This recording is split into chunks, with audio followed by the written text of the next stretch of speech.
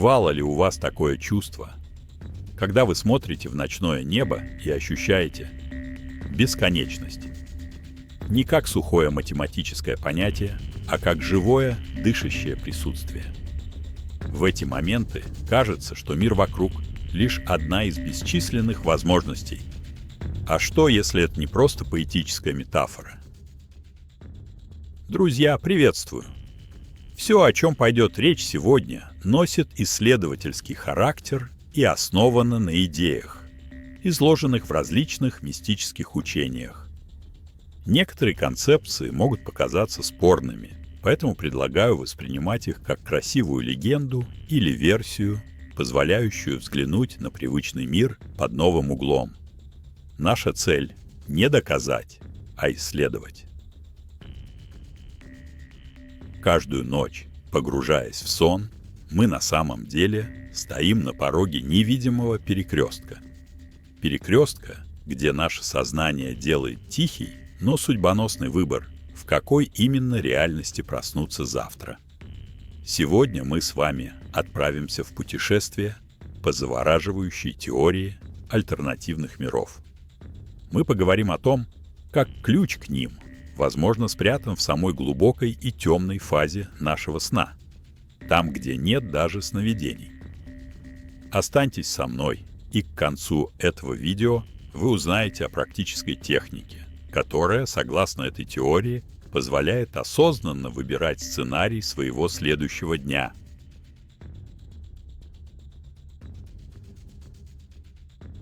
Давайте начнем с простого и известного многим эксперимента. Психологический тест Роршаха.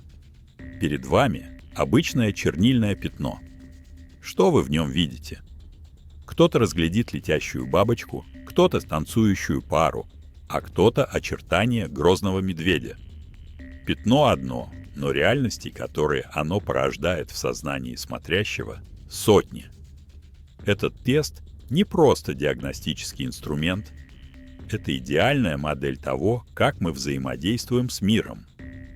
Мы привыкли думать, что видим объективную реальность, но на самом деле мы ее непрерывно интерпретируем. Мир не сообщает нам, какой он. Он, словно огромное зеркало, лишь отражает то, что уже есть внутри нас. Наши страхи, наши надежды, наш опыт, наши ожидания. Дождь — это просто вода, падающая с неба. Но для кого-то это символ очищения и романтики, а для кого-то причина тоски и отмененных планов. Если уж в простом пятне чернил каждый из нас видит свой собственный уникальный мир, то что говорить о более сложных вещах, о людях, которых мы встречаем, о событиях, которые с нами происходят, о нашей собственной судьбе. Древние мистические учения говорят об этом прямо. Наша жизнь — это такое же пятно Роршаха. А счастливой или трагичной, полной смысла или пустой, ее делает лишь наша интерпретация. Но здесь возникает главный вопрос. Кто или что внутри нас выбирает эту интерпретацию? Кто тот художник, который раскрашивает нейтральное полотно бытия в те или иные цвета?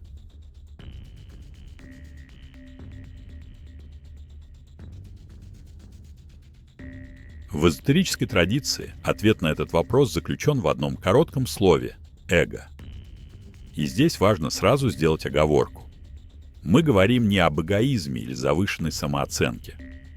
В этом контексте эго — это совокупность всех наших самоопределений.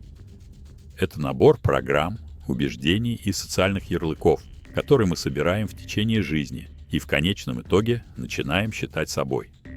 Я — Иван Петрович. Я — успешный бизнесмен. Или я — хронический неудачник. Я — человек, которому всегда везет. Или я тот, от кого все уходит. Эти программы записываются в наше подсознание с самого детства. Слова родителей, оценки учителей, мнения друзей, успехи и неудачи — все это формирует тот образ себя, с которым мы просыпаемся каждое утро. И именно эта программа, это эго, и является тем самым интерпретатором. Она смотрит на мир через свой фильтр и выносит вердикт. Это опасно, это хорошо, Это невозможно для меня. По сути, наше эго — это сценарист нашей личной драмы. А теперь я хочу предложить вам небольшой мысленный эксперимент. Прямо сейчас. Попробуйте описать себя, но с одним условием. Не используя своего имени, возраста, профессии, семейного положения, национальности или каких-либо социальных ролей. Отбросьте все эти ярлыки. Что останется? Кто этот чистый, безмолвный наблюдатель, который смотрит на мир изнутри, из-за пределов всех этих определений?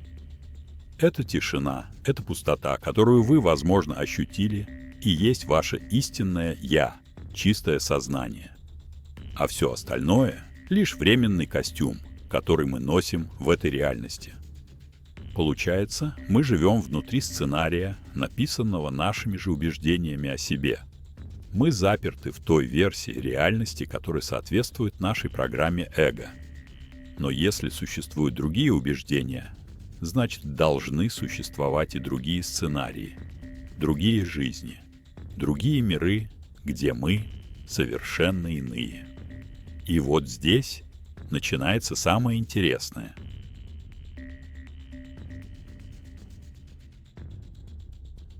Представьте себе не просто здание, а бесконечное пространство вариантов. Библиотеку, где хранится не прошлое, а все возможные версии настоящего и будущего. На каждой полке, в каждой светящейся сфере одна из возможных судеб, ваших судеб. Это не научная фантастика, а логическое продолжение идеи о силе сознания.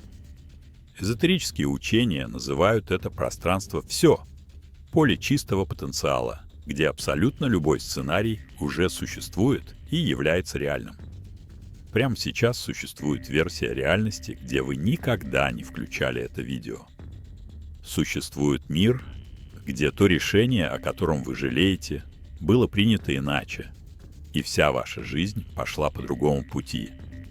Есть реальность, где человек, с которым у вас сложные отношения, является вашим лучшим другом, потому что в том мире его жизненный опыт сформировал его иным. Каждое. А что если... Это не праздная фантазия, а дверь в уже существующий, реальный мир в этой бесконечной библиотеке. Эта грандиозная идея одновременно и пугает своей масштабностью и дарит невероятное чувство свободы и надежды. Если все эти миры реальны, если все эти сценарии уже написаны и ждут своего зрителя, своего актера, то возникает главный вопрос – есть ли способ заглянуть за пределы своего текущего фильма? Есть ли возможность сменить пленку? Древние учения и мистики всех времен говорят «да». И портал в эту безграничную библиотеку судеб открывается для каждого из нас. Каждую ночь.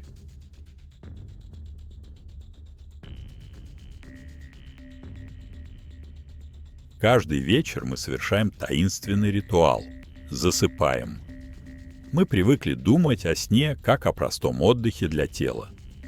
Но с точки зрения эзотерики это нечто гораздо большее.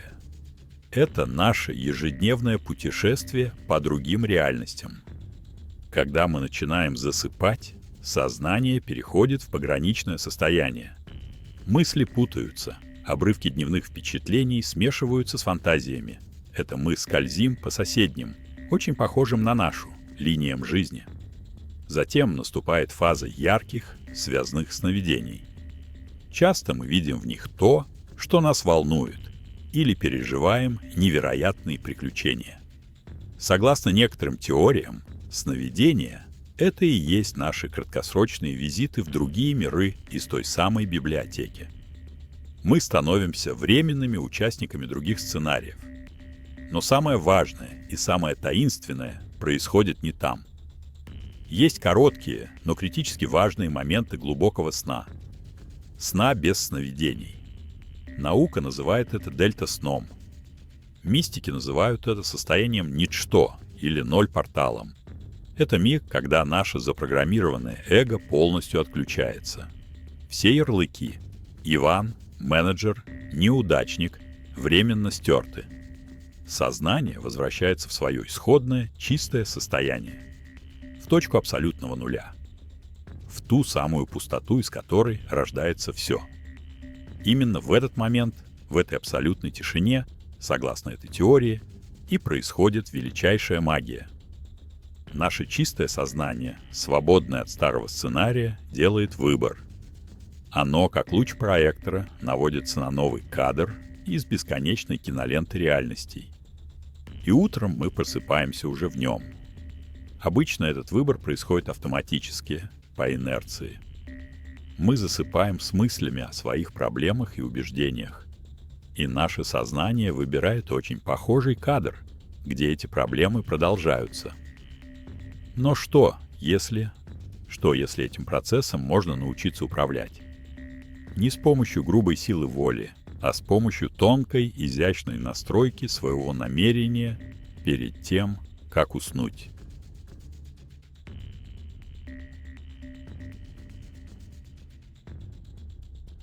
Сейчас я поделюсь с вами практической техникой, которую описывают мастера подобных учений, такие как Невил Годдард. Она называется соскальзывание или пересмотр. И она требует не напряжения, а расслабления и игры воображения. Шаг первый. Начинайте с малого. Не стоит в первую же ночь пытаться проснуться миллионером или изменить мир. Наша психика инертна, и резкий скачок может вызвать внутреннее сопротивление. Попробуйте изменить что-то незначительное. Например, представьте, что вечно хмурый коллега завтра встретит вас с улыбкой. Или что давняя неприятная привычка просто исчезла. Или что небольшая бытовая проблема решилась сама собой. Выберите что-то, во что вам легко поверить. Шаг второй. Сформулируйте конечное намерение. Перед самым сном, когда вы уже лежите в постели, максимально расслабьтесь. И теперь четко представьте себе желаемую реальность. Важный нюанс. Формулируйте так, будто это уже свершившийся факт. Не «я хочу, чтобы он стал дружелюбнее», а «я просыпаюсь в мире, где у нас с этим человеком легкие и теплые отношения». Почувствуйте это. Каково это — жить в такой реальности?